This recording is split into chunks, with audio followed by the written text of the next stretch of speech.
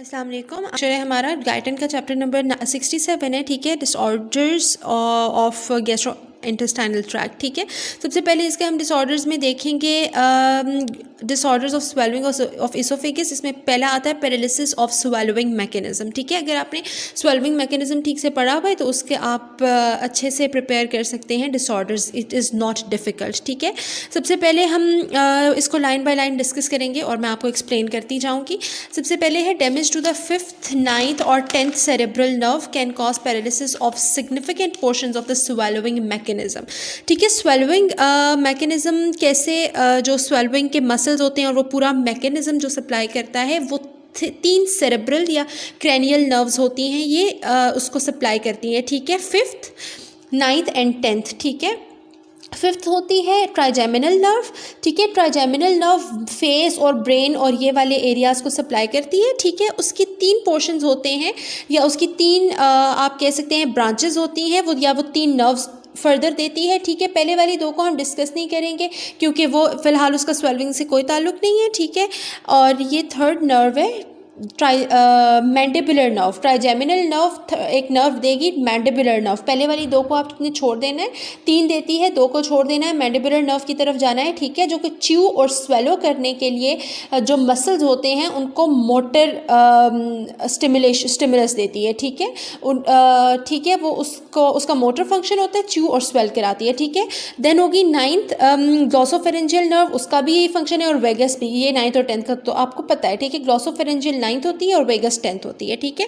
They can cause उनको damage जब हो जाता है तो they can cause paralysis of significant portions of the स्वेलविंग mechanism, ठीक है। ये हो गया, ये इसका फर्स्ट पॉइंट हो गया।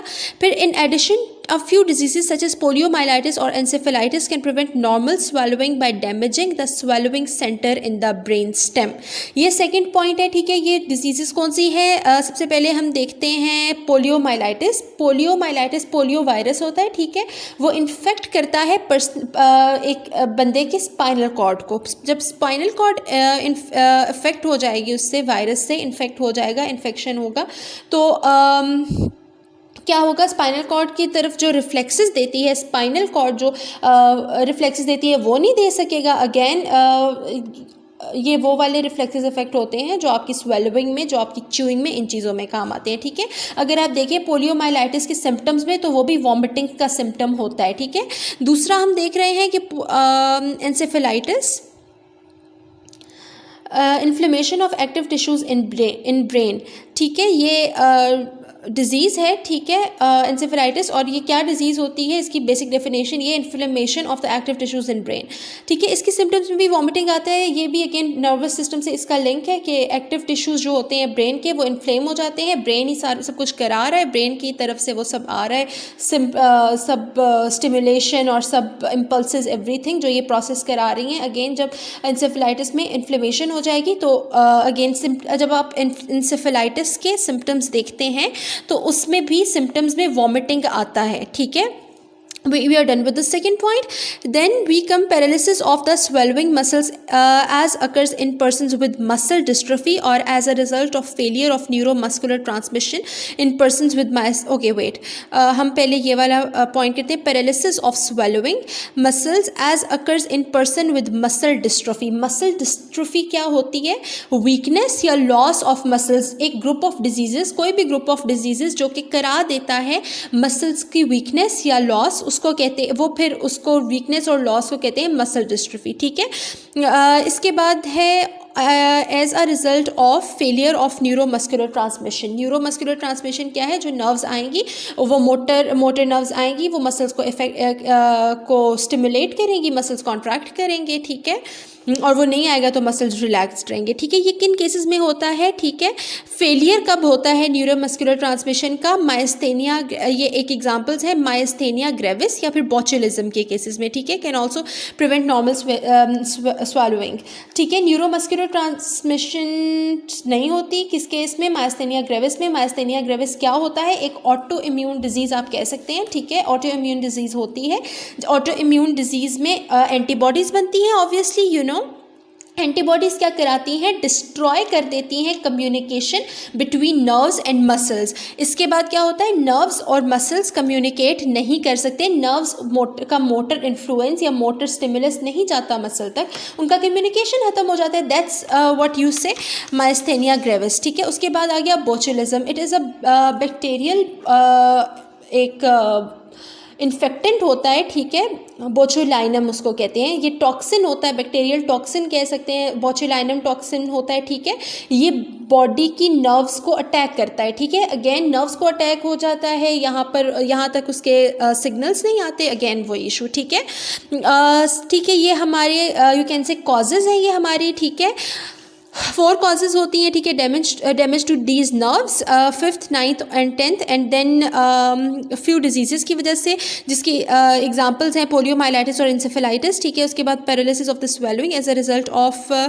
Muscle dystrophy. ठीक है, पैरालिसिस हो गया, मसल डिस्ट्रॉफी, तो मसल्स ही स्वेलिंग कराते हैं ना, जो माउथ के मसल्स होते हैं, तो वो मसल डिस्ट्रॉफी हो जाएगी, तो उसकी वजह से पैरालिसिस हो जाएगा, क्योंकि paralysis of the swelling muscles, जब स्वेलिंग मसल से होती है ना, तो उन मसल्स का पैरालिसिस हो जाएगा। Then we come to result of failure of neuromuscular transmission. ठीक है, वो आपको मैंने बता दिया माइस्थेनिया ग्रेविस और बोचुलिज्म में क्या क्या होता है।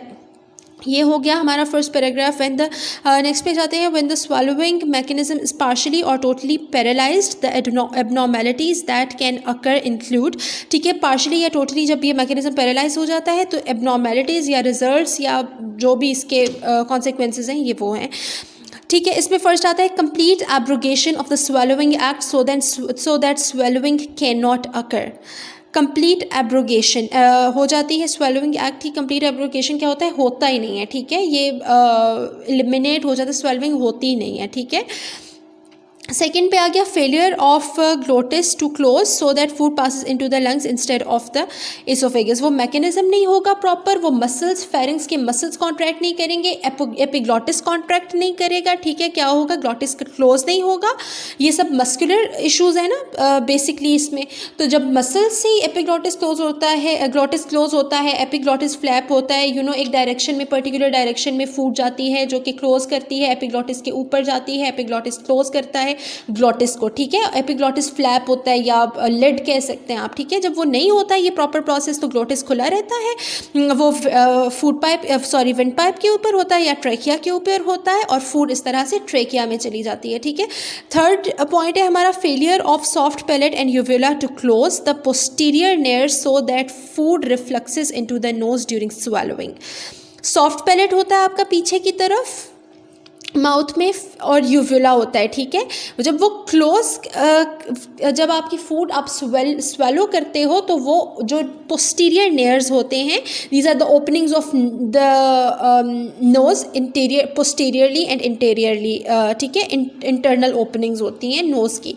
ठीक है, जब वो यूवुला और सॉफ्ट पैलेट आपको आपका माउथ के पीछे की तरफ प्रेजेंट होता है। ठीक है, ये क्लोज करते हैं ताकि फूड उस तरफ ना जाए। ठीक है, लेकिन जब मस्कुलर डिफेक्ट्स होंगे, मस्कुलर डिफेक्ट्स होंगे, तो उसकी वजह से पोस्टीरियर नेयर्स क्लोज नहीं होंगे, क्योंकि ये सब यूवुला और सॉफ्ट पैलेट में मसल्स ही होते हैं जो एक्ट करते हैं। ठीक है, ये क्लोज नहीं होंगे, सो that food reflexes into the nose during the swallowing. वो नाक में चली जाती है, रिगर्गिटेशन होती है कि नाक में चली जाती है वो पोस्टीरियर नेयर्स के थ्रू। ठीक है, नेक्स्ट पैराग्राफ पे आते हैं। One of the most serious instances of paralysis of the swallowing mechanism occurs when the patients are in a state of deep anesthesia। जो सर्जरी में, ऑपरेशन में या किसी चीज़ में डीप एनेस्थेसिया देते हैं आपको, ताकि आप ठीक है, आप नंब हो जाते हो, आपके मसल्स फंक्शन नहीं करते, वॉलंटरी एक्शंस नहीं हो रहे होते उसमें। ठीक है, बेयरली ब्रीदिंग हो रही होती है। ठीक है, when on the operating table they sometimes vomit large quantities of materials from the stomach into the pharynx. They, instead of swallowing the materials, they simply suck them into the trachea because the anesthetic has blocked the reflex mechanism of swallowing। ठीक है, जब आप during the surgery या in whatever cases जो भी आपका treatment हो रहा है उसमें आप वॉमिटिंग करते हो, it's something related to that in case. ठीक है, सर्जरी में या वट एवर आप ब्लड वॉमिट करते हो, आपने जो खाया है वो आप वॉमिट करते हो, वट एवर, जब आप वो वॉमिट करते हो तो आप तो एनेस्थीसिया वो एनेस्थीसिया आपके इन्फ्लुएंस में हो आप तो ठीक है, और आपके तो वो वॉलेंटरी स्वेलविंग वॉलेंटरी होती है ना इनिशियली, जब आप खाने को अपने मुंह से पीछे की तरफ करते हो, ऑरल कैविटी से आप अपने हलक में उतारते हैं, तो वो स्वेलविंग होती है, वॉलेंटरी होता है ना इनिशियली, तो ये एक्शन वॉलेंटरी होता है।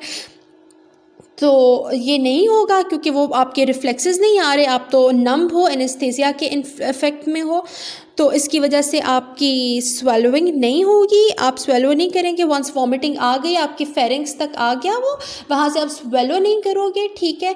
वहाँ से इंस्टेड जो आपका ट्रेकिया का जो भी वो वहाँ पे रिस्पिरेशन हो रही है वो तो इनवॉलेंटरी है, इसलिए ट्रेकिया में वो आपका फूड मटेरियल है वो ट्रेकिया में चला जाएगा, ठीक है। आप वो सक कर लोगे, आप वो इंजेस्ट कर लोगे, ठीक है, क्योंकि मैकेनिज्म ऑफ स्वेलोइंग आपका ब्लॉक है एनेस्थीसिया की वजह से, ठीक है। एनेस्थीसिया क्या करता है, सिग्नल्स नहीं आते ना आपको, फिर आपकी नर्व्स को वो नम कर देता है, जो आपके वॉलेंटरी एक्शंस होते हैं, ठीक है। As a result such patients में choke to death on their own vomitus, ठीक है। वो एक उसकी एक सिग्निफिकेंट अमाउंट में वो आप जब अपने विंड पाइप में ले लेते हैं तो वो तो ब्लॉकेज कर देता है और पेशेंट डाइज ऑफ, ठीक है। So this is all about paralysis of the swallowing mechanism from Guyton, chapter number 67.